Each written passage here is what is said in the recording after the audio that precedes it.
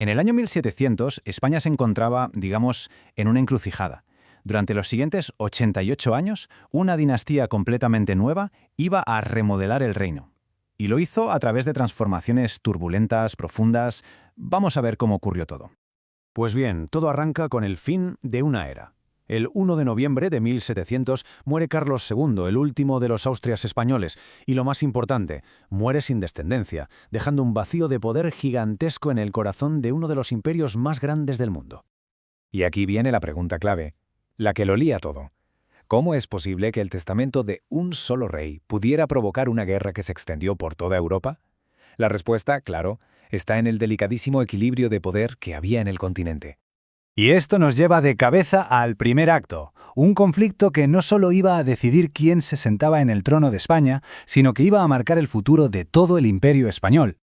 Sobre el escenario teníamos dos grandes contendientes. Por un lado, Felipe de Anjou, el candidato Borbón, que además era el que figuraba en el testamento de Carlos II. El problema, su ascenso despertaba un miedo atroz a una superpotencia formada por Francia y España.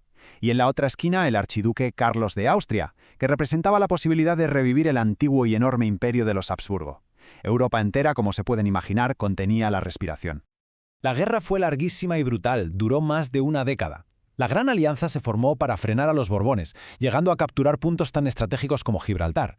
Pero ojo, porque en 1711 hay un giro de guión. El archiduque Carlos de repente se convierte en emperador. Y claro, sus propios aliados empezaron a temer que acumulara demasiado poder. Este giro inesperado lo cambió todo y aceleró unas negociaciones de paz que acabarían en el famoso Tratado de Utrecht. Vale, Felipe V consiguió mantener el trono de España y las Américas, sí, pero el precio a pagar fue altísimo. El Tratado de Utrecht, básicamente, desmembró el Imperio Europeo de España. Austria se quedó con los riquísimos territorios de Italia y los Países Bajos. Y Gran Bretaña no solo se llevó enclaves estratégicos, sino que consiguió unas ventajas comerciales enormes como el monopolio del tráfico de esclavos. El mapa de Europa había cambiado para siempre. Una vez terminada la guerra, la tarea que quedaba era inmensa. Había que reconstruir y, sobre todo, unificar un reino que estaba fracturado. Así que vamos a ver cómo el nuevo rey, Felipe V, se puso manos a la obra para consolidar su poder y transformar España desde los cimientos. Y para esa unificación, la herramienta clave fueron los decretos de nueva planta. Este punto es crucial.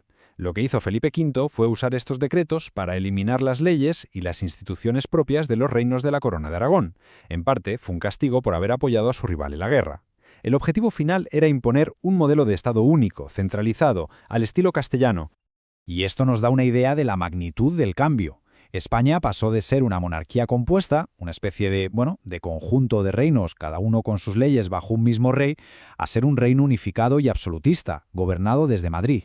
Fue una auténtica revolución administrativa, vamos.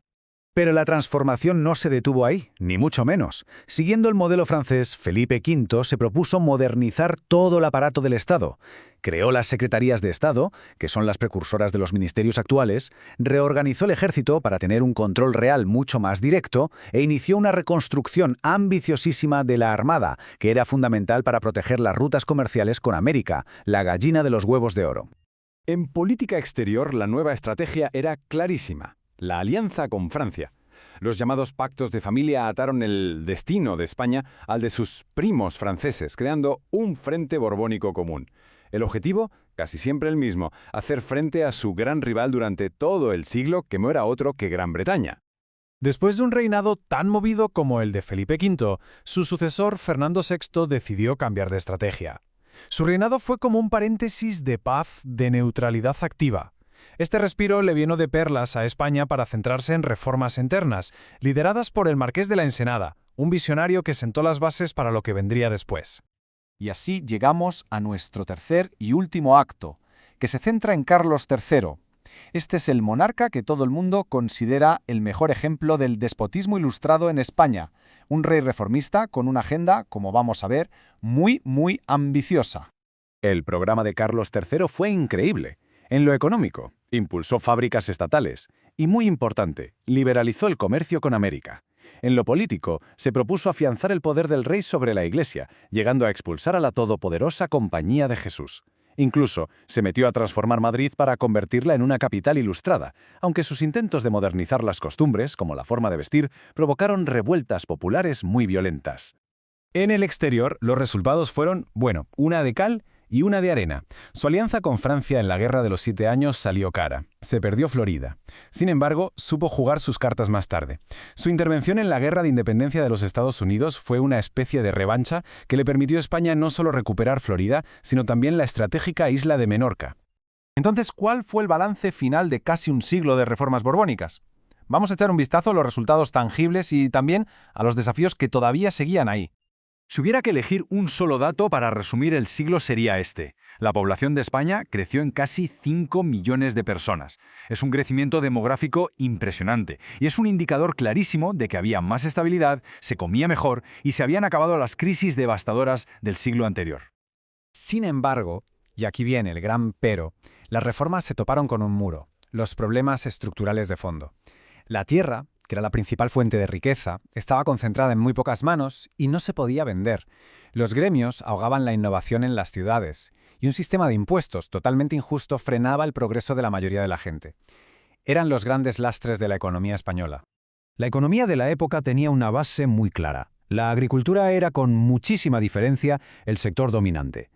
Pero junto a ella, la artesanía, el comercio interior y, sobre todo, el revitalizado comercio con las colonias americanas eran los pilares que los Borbones intentaron potenciar a toda costa para modernizar el país. Y esta idea, que expresó una de las mentes más brillantes de la Ilustración española, Gaspar Melchor de Jovellanos, va directa al corazón del problema. Lo que venía a decir es que la modernización económica era imposible sin una reforma agraria profunda. Había que solucionar la ineficacia y la baja productividad de la tierra porque era la base de todo el sistema. Lo que nos deja con una pregunta final, una reflexión. El siglo XVIII en España fue una lucha constante entre el impulso reformista, ilustrado, y el peso de unas estructuras sociales y económicas heredadas de siglos atrás. Y la gran pregunta que flotaba en el ambiente era, ¿se puede construir un edificio moderno sobre unos cimientos tan antiguos?